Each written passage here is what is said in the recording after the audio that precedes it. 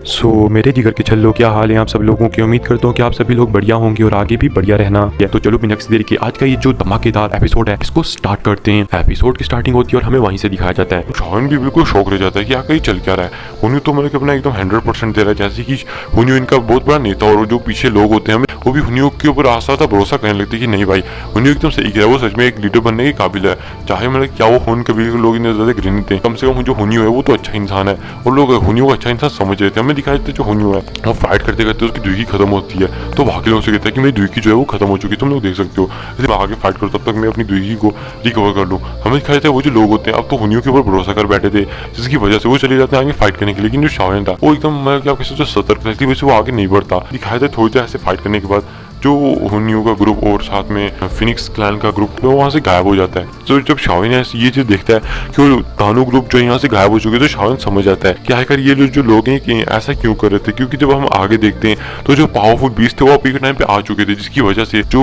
यहाँ पे कमजोर लोग थे वो तो मतलब कि बिल्कुल टिक नहीं पाते, क्योंकि यहाँ पे दाउजन लेवल के जो बीस्ट थे वो आ चुके थे जो इनके ऊपर अटैक करना स्टार्ट कर चुके थे। क्योंकि आप जानते हो जो सबसे पावरफुल होते हैं वो सबसे पीछे रहते हैं और जो सबसे मतलब कि कमजोर होते हैं उनको आगे रखा जाता है। ऐसे मतलब कि ये जो लोग थे आगे बढ़े और जो ताकतवर बीस्ट वो भी आ चुके थे, उन लोगों ने इन लोगों का तो मारना स्टार्ट कर दिया था, जिसकी वजह से यहाँ पे जितने भी लोग थे वो अचानक से खचाखच हादसे की तरह कटने लगते हैं। तभी हमें दिखाया जाता है शाओन को जो कहता है कि अपने ग्रुप को कि जल्दी यहाँ से निकलो, और हमें दिखाया जाता है शाओन बीस्ट को चकमा देते हुए अपने सोल पावर का यूज करते हुए और जो कमजोर बीस्ट है उनको दूर रखते हुए अपने से एकदम हमें दिखाया जाता है अचानक से पहाड़ी के गुफा के अंदर पहुंच जाते हैं। जैसे गुफा के अंदर पहुंचता है शाओन थोड़ी बहुत ही सांस भरता है और कहता है कि सच में ये जो हुनियो है ये कितना ज्यादा शातिर था, इसने पहले सब लोगों का भरोसा जीता कि हाँ भाई मैं तुम्हारा नेता हूँ और अपनी दुर्गी को खत्म कर रखे इसने सबको ये बताया कि हाँ तुम लोग मुझ पर भरोसा कर सकते हो। और बाद में जब उन लोगों ने इसके ऊपर भरोसा किया तो इन लोगों ने मतलब कि उसको आगे फाइट करने के लिए भेज दिया कि हाँ भाई मैं अपनी दुर्गी रिकवर करूँ, तुम जाके फाइट कर लो। और वो जो लोग थे जैसे ही फाइट करने गए और आगे चल के मारे गए। ये तो सच में उन लोगों के साथ बहुत बड़ा धोखा कर चुका है ये इंसान, कितना ज्यादा घृणित इंसान है। हमें दिखाया जाता है इस टाइम पे शाओन को इस बंदे के ऊपर बहुत ज्यादा गुस्सा आता है, लेकिन वो कुछ कर नहीं सकता। शाओन कहता है कि अब हमें यहाँ से आगे चलना चाहिए और जो शाओन का ग्रुप होता है वो आगे बढ़ने लगता है और जिनको छोटी मोटी इंजरीज आती है थोड़ी बहुत दुर्गी कम हो गई थी तो शाओन उनको भी मतलब कुछ पिल्स देता है खाने के लिए, जिसकी वजह से उनकी जो दुर्गी फिर इंजरीज थी वो बहुत तेजी से रिकवर हो चुकी थी। हमें दिखाया जाता है जो शाओन होता है वो बहुत तेजी से बॉडी ट्रांसफॉर्मेशन ट्री की तरफ बढ़ रहा था। वो थोड़ी देर में हमें दिखाया जाता है कि एक बड़े से ग्राउंड के बीच में पहुंचते जहाँ पे एक बहुत बड़ा ट्री था जो कि जिसकी जो साइज था 10,000 फीट ये बड़ा ट्री था। हमें दिखाया जाता है जो 10,000 फीट बड़ा ट्री था ये बहुत ज़्यादा खूबसूरत था, इसके आसपास जो नेचर था वो बहुत ही अच्छे से फैल रहा था। हमें दिखाया जाता है कि जो हुनिया का ग्रुप है वो भी थोड़ा दूरी पे जाकर रुक जाता है और यहाँ तक कि फिनिक्स क्लैन का जो ग्रुप होता है वो भी थोड़ी देर पे जाकर रुक जाता है और कुछ ही टाइम में जो शाओन का ग्रुप होता है वो भी इस बॉडी ट्रांसफॉर्मेशन ट्री के आसपास आ जाता है। लेकिन हमें दिखाया जाता है जो लोग होते हैं आगे बढ़ने की कोशिश नहीं करते, तभी वहाँ पे दो और ग्रुप्स भी आ जाते हैं। और जैसे ही जो दो ग्रुप्स से यहाँ पे आते हैं हमें दिखाया जाता है जो शाओन होता है वो इधर उधर देखने लगता है। तभी जो फिनिक्स क्लैन का जो एल्डर लिंक था हुनियो से पूछता है कि आखिर आप अंदर क्यों नहीं जा रहे हैं। तो वो बताते हैं कि जो मेरे पूर्वज थे मतलब कि मुझे बताया था कि हमारे एक टाइम पे एक पूर्वज थे जो कि बांचन वर्ग के अंदर थे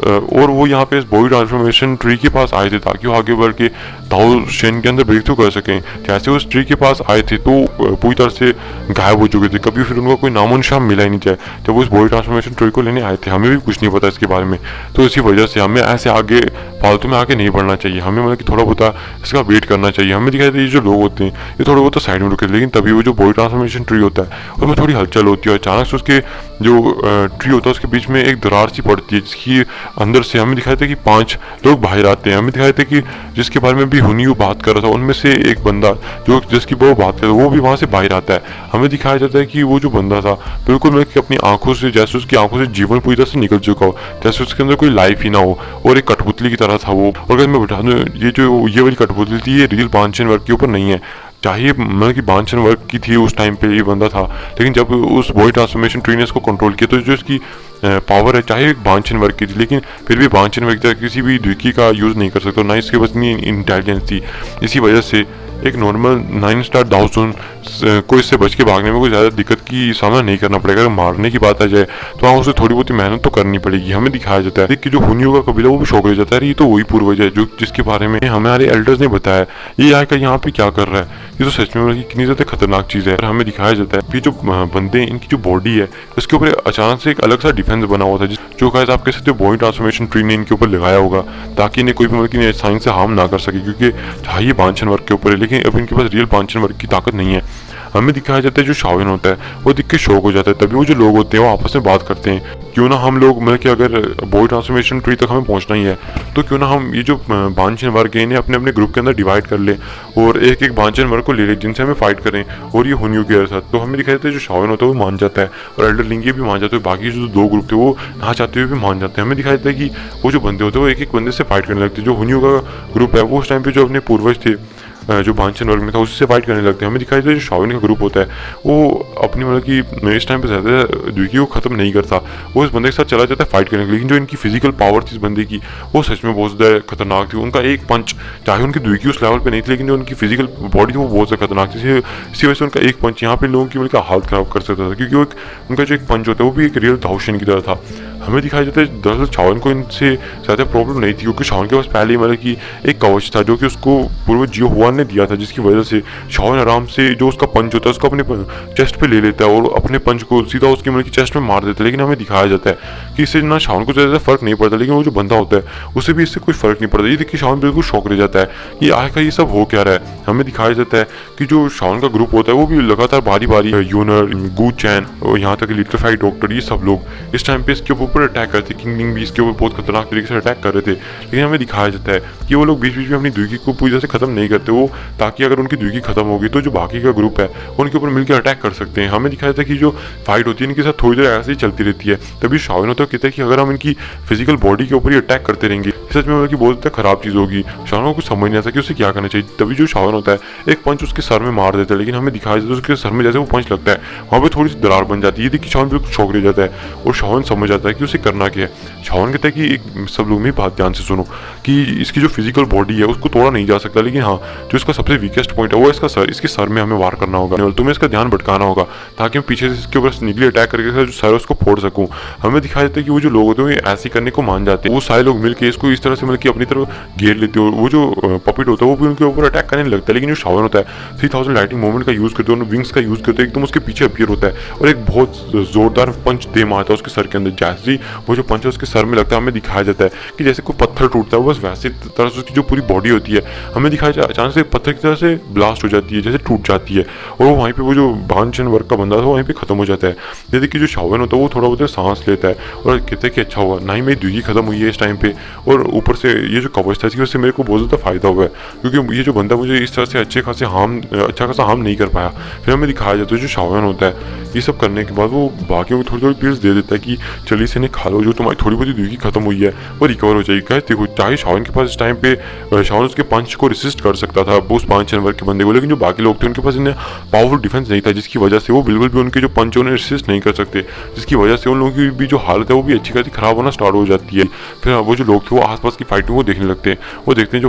हुनियो का कबीला है वो भी फाइट कर रहा है। तभी जो हुनियो अपने पूर्वज से कहता है, पूर्वज मुझे इजाज़त दीजिए कि मैं आपको ये जो दुख भरी जिंदगी है इससे आपको आज़ादी दिला सकूं। और उसके सर में एक बहुत ज़्यादा पावरफुल अटैक करके हमें दिखाया जाता है कि उसके सर को वहीं पर डिस्ट्रॉय कर देता है, जिसकी वजह से उसकी बाकी बॉडी भी एक पत्थर की तरह टूट जाती है। हमें दिखाया जाता है कि थोड़ी देर के बाद जो फिनिक्स क्लैन के जो बंदा होता है यानी कि फिनिक्स क्लैन के अंडर लिए होते हैं वो भी थोड़ी देर फाइट करने के बाद उस पपेट के साथ फाइट करने के बाद थोड़ी देर में उसके सर को फोड़ के उसके ऊपर पपेट को फोड़ देते हैं। और यहाँ पे हमें दिखाया जाता है तो एक बंदा उनका मारा गया था और हमें दिखाया था इस चीज़ से वो थोड़े बहुत गुस्सा भी थे क्योंकि एक बंदा इस पपेट की वजह से मारा गया, इसलिए उन्हें बहुत ज़्यादा गुस्सा भी आ रहा था इस टाइम पे। लेकिन हमें दिखाया था कि बाकी जो दो ग्रुप थे उनकी तो हालत और भी ज़्यादा खराब हुई कि एक में से 2 बंदे मारे गए थे और एक ग्रुप में से 3 बंदे मारे गए थे, लेकिन वो लोग भी अभी थोड़ा थोड़ा करके इनको मारने में सक्षम हो जाते हैं। फिर हमें दिखाया जाता है ये सब करने के बाद वो जो लोग थे वो बैठ जाते हैं द्विकी को रिकवर करने को, थोड़ी देर जो ऐसी है वो बीतने लगती है। और जो शाओलिन कहता है कि सुनो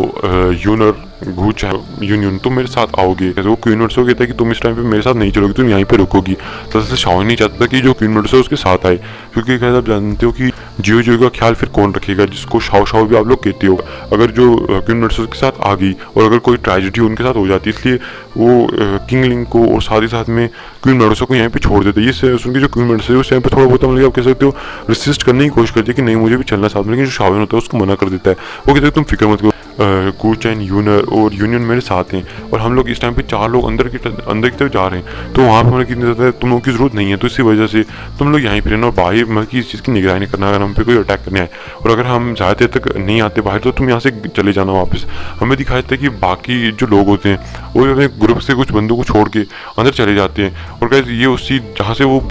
5 बांछन वर्ग के बंदे आए थे वहीं से अंदर जाने लगते हैं। हमें दिखाया था कि ये जो लोग थे उसके अंदर जाने लगता है। जो शावन है वो भी अंदर चला जाता है, उस दरार के अंदर जो शावन का ग्रुप था वो भी उसके साथ चला जाता है। सही शावन अंदर इंटर करता है। हमें दिखाया जाता है जो शावन होता है एक बड़ी सी वर्ल्ड के अंदर था जहाँ पे मतलब कि आप कह सकते हो धुंध थी, लेकिन अचानक से जो धुंध होती है वो हट जाती है और एक बड़ा सा मतलब फॉरेस्ट दिखाया जाता है जहाँ पे शावन था। और शावन आस पास देखते हुए कहते हैं कि यूनर ये सब लोग कहाँ गए। हमें दिखाया था कि जो शावन था ये सब सो जाता है, लेकिन तभी हमें दिखाया था कि उसके सामने हुनियो आ जाता है और हुनियो आने के बाद हंसने लगता है और कहने लगता है हाँ हमारे जो कबीले के लोग हैं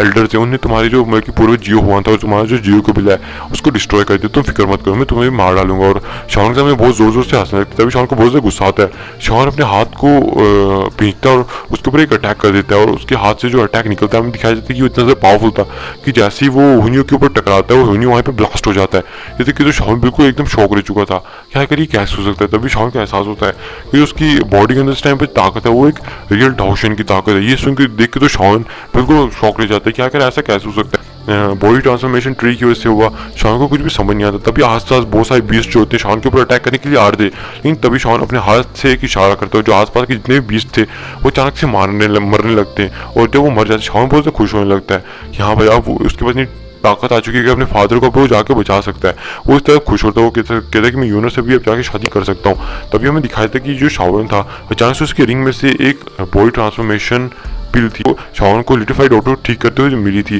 बॉडी ट्रांसफॉर्मेशन स्लाइवा के अंदर से। हमें दिखाई थी ये पिल अचानक से बहुत लाइटनिंग से ग्लो करने लगती है और अचानक से जहाँ पे शावन था वहाँ पे अचानक से आसमान में दरारें पड़ने लगती हैं और थोड़ी देर में वो जो जगह होती है वो गिर जाती है। ये देख के शावन बिल्कुल शौक रह जाता है। हमें दिखाया जाता है जो शावन था वो एक अलग जगह पे आ चुका था, एक मैदान के अंदर आ चुका था जिसके सामने एक 100 फीट लंबा ट्री खड़ा था। और जो 100 फीट लंबा ट्री था हमें दिखाया जाता है कि कोई और नहीं, दरअसल ये वही बॉडी ट्रांसफॉर्मेशन स्लाइवा के रियल बॉडी ट्रांसफॉर्मेशन ट्री की एक रियल फॉर्म थी। और इसी के साथ ये जो एपिसोड है ये भी यहीं पे खत्म होता है।